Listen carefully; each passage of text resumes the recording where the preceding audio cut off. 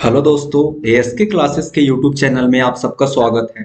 तो जैसा कि दोस्तों आप सब जानते हैं कि एग्जाम्स निकट आ रहे हैं और कक्षा 10वीं का एग्जाम, पहला एग्जाम हिंदी का है 1 तारीख को। तो मैं आपके सामने कुछ महत्वपूर्ण प्रश्न 2 नंबर में जो आएंगे उनको लेकर आ गया हूँ कक्षा 10वीं के लिए। तो बिना कोई टाइम वेस्ट करते हुए हम ले चलते हैं आपको उन 2 नंबर के क्वेश्चन की ओर। तो देखते हैं। पहला क्वेश्चन क्या है? पंजाब केसरी के नाम से कौन जाना जाता है? पंजाब केसरी के नाम से लाला लाजपत राय जाना जाता है। मतलब पंजाब केसरी का नाम जो मिला था वो किसको मिला था? तो आप आंसर लिख के आएंगे लाला लाजपत राय। दूसरा क्वेश्चन है आपके पास, बूढ़े किसान ने राष्ट्रपति को कौन सा उपहार दिया? जो बूढ़ा किसान था उसने राष्ट्रपति के लिए मतलब राष्ट्रपति को कुछ देने के लिए लाया था हंडी में। तो क्या लेके आया था? बूढ़े किसान ने राष्ट्रपति कमाल पास को, उस समय राष्ट्रपति कौन थे? कमाल पास को मिट्टी की छोटी हंडी में अपने हाथ से तोड़ा गया पाव भर शहद दिया था। मतलब बूढ़े किसान ने मिट्टी की छोटी सी हंडी में शहद भर कर लाया था और राष्ट्रपति कमाल पास को उसने दिया था। तीसरा क्वेश्चन है आपके पास, भारतीय साहित्य का एक बड़ा भाग किस चरित्र से अनुप्रमाणित है? भारतीय इतिहास का एक बड़ा भाग जो प्रमाणित है कृष्ण के चरित्र से प्रमाणित है। कृष्ण के चरित्र से प्रमाणित है क्योंकि भारत में कृष्ण की जो लीलाएं हैं वो चारों तरफ प्रसिद्ध हैं और कृष्ण के पद चिन्हों पर आज, उनके अनुसरण पर, उनके जो उन्होंने उपदेश दिए हैं उनके उपदेशों पर आज भी लोग चलते आ रहे हैं। और चौथा क्वेश्चन है, परंपरा क्या है? परंपरा क्या है? परंपरा का शब्दार्थ है एक से दूसरे को, दूसरे से तीसरे को तथा इसी तरह आगे को दिए जाने वाला क्रम। मतलब परंपरा जो होती है एक पीढ़ी से दूसरी पीढ़ी और दूसरी पीढ़ी से तीसरी पीढ़ी तक चलती हुई आती है। जैसे कि हम सुनते हैं कि ये हमारी परंपरा है, ये हमारी वर्षों से चली आ रही परंपरा है। तो परंपरा कई वर्षों पुरानी होती है और पीढ़ी दर पीढ़ी चलती हुई आती है। उम्मीद करता हूँ आपको समझ में आ रहा होगा। कमेंट सेक्शन में बताइए यदि कोई प्रॉब्लम हो तो। और यही क्वेश्चन आपके एग्जाम में देखने को मिलेंगे, तो बिल्कुल ध्यान से सुनिए, ध्यान से पढ़िए और समझ कर जाइएगा एग्जाम में, ताकि आपको वहां सोचना भी ना पड़े। पांचवा क्वेश्चन, मनुष्य की महिमा किसे स्वीकार है? मनुष्य की जो महिमा है, मनुष्य की महिमा आधुनिक समाज को स्वीकार है। जो आज का समाज है, मतलब आधुनिक समाज मतलब आज का जो समाज है वह मनुष्य की महिमा को स्वीकार करता है। छठा क्वेश्चन है आपके सामने, गुलाब किसका प्रतीक बन गया है? गुलाब को गद्यांश में गुलाब को एक गलत चरित्र के लिए प्रदर्शित किया गया है। यानी कि गुलाब जो होता है वो वासना में लीन रहता है, भ्रष्टाचार है, गंदगी है, इस तरह को गुलाब का प्रदर्शन इस तरह से किया गया है। तो गुलाब विलासिता, भ्रष्टाचारी, गंदगी और गलीच का प्रतीक बना है। गलीच मतलब एक गंदा सा वर्ड है, उसके लिए गलीच का इस्तेमाल किया गया है यहाँ पर। तो गुलाब विलासिता, भ्रष्टाचार, गंदगी और गलीच का प्रतीक बन गया है। अगला क्वेश्चन, सातवां क्वेश्चन है। तो सातवें क्वेश्चन में क्या है? कामनाओं को स्थूल वासनाओं के क्षेत्र से ऊपर उठकर हमारी प्रवृत्ति किस ओर होनी चाहिए? कामनाओं से उठकर हमारी प्रवृत्ति किस ओर होनी चाहिए?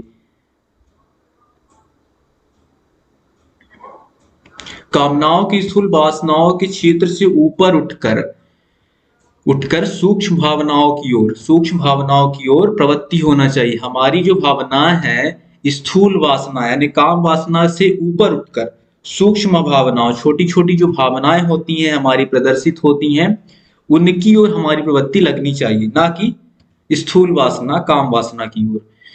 लेखक के अनुसार कंद मूल फल खाने के कारण ऋषियों की दिलचस्पी किस व्यवसाय में हो गई है? मतलब हो गई थी। तो कंदमूल फल के कारण ऋषियों की दिलचस्पी हार्टिकल्चर में हो गई थी। तो ये वाला क्वेश्चन आप याद करके एकदम हार्टिकल्चर जाइएगा कि ऋषियों की दिलचस्पी कंदमूल फल खाने के कारण किस में हो गई थी? तो ऋषियों की दिलचस्पी कंदमूल फल खाने के कारण हार्टिकल्चर में हो गई थी। क्वेश्चन नंबर 9 है आपके सामने, लेखक ने संगीत का जन्म किससे माना है? लेखक ने संगीत का जन्म किसे माना है? लेखक ने संगीत का जन्म श्रम से माना है। जैसा कि आप सब जानते हैं कि पुराने जमाने के जो लोग होते थे वो काम करते करते संगीत गाते थे, गाना गाते थे। इसी टाइम से लेखक ने संगीत का जन्म माना गया है। उसी टाइम से वास्तविकता ये है कि उसी टाइम से संगीत का जन्म हुआ था। अगला क्वेश्चन है क्वेश्चन नंबर 10, ललित कलाओं का स्वभाव कैसा होता है? उत्तर है ललित कलाओं का स्वभाव फूल जैसा होता है। ललित कलाएं जो होती हैं हमारी प्राचीन कलाएं के रूप में होती है, कुछ कलाएं होती हैं उनका स्वभाव बहुत बड़ा मधुर होता है, फूल जैसा। उसको किस टाइप से प्रदर्शित किया गया है? फूल जैसा माना गया है। पुरुषोत्तम कौन है? अगला क्वेश्चन है, पुरुषोत्तम दिल्ली में रहने वाला एक महाराष्ट्रियन ब्राह्मण है। पुरुषोत्तम एक दिल्ली में रहने वाला था और ब्राह्मण था। ये याद करके जाइएगा कि महाराष्ट्रियन ब्राह्मण था। शिवाजी के पुत्र का क्या नाम था? तो ये तो मैं उम्मीद करता हूं कि आप सब जानते होंगे, संभाजी था। संभाजी यदि कोई नहीं जानता है तो इसको देख लिए ध्यान से और अच्छे से याद करके जाए।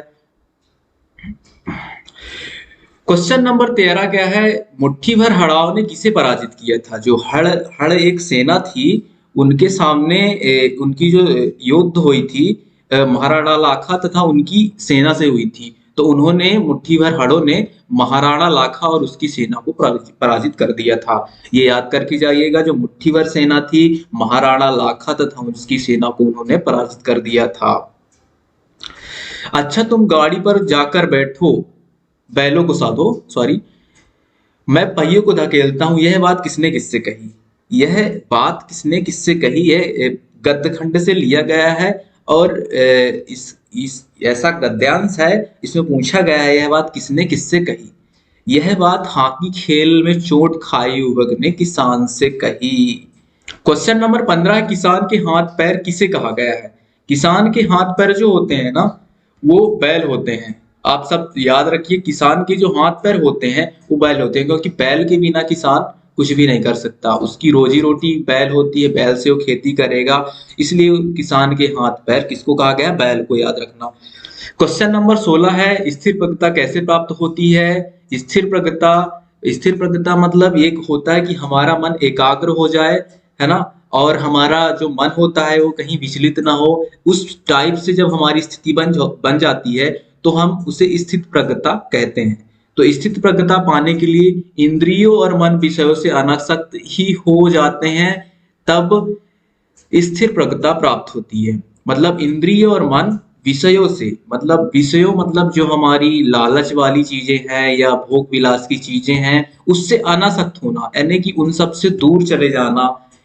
अनासक्त मतलब उन सब से दूर चले जाना। जब इन सब से अनासक्त हो जाता है तो स्थिर प्रज्ञता इंसान को प्राप्त हो जाती है। तो उम्मीद करता हूं कि आप सबको अच्छे से समझ आया होगा और ये क्वेश्चन बड़े अच्छे से देख के जाइएगा। आपका 2 दिन बाद एग्जाम है 1 तारीख को, तो अच्छे से पढ़िएगा और आप अच्छे से नंबर लाइए। ये क्वेश्चन आपके बड़े हेल्पफुल रहेंगे। Thank you.